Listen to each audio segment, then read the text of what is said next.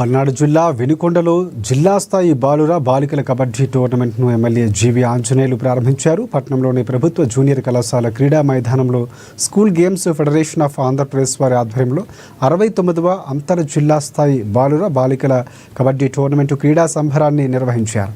అనంతరం కాసేపు కబడ్డీ ఆడి అందరినీ అలరించారు.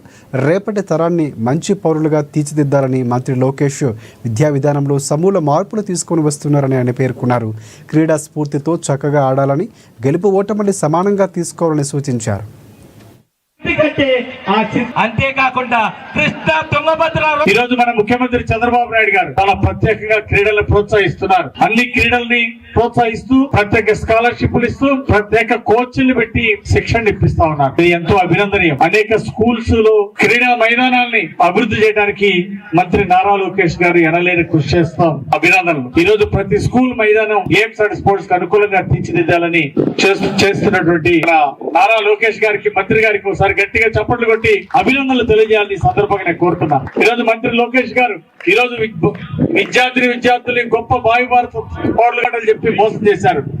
ఈ రోజు రాష్ట్ర వ్యాప్తంగా 16,400 ఉద్యోగాల్ని ప్రభుత్వం రిక్రూట్ చేసింది.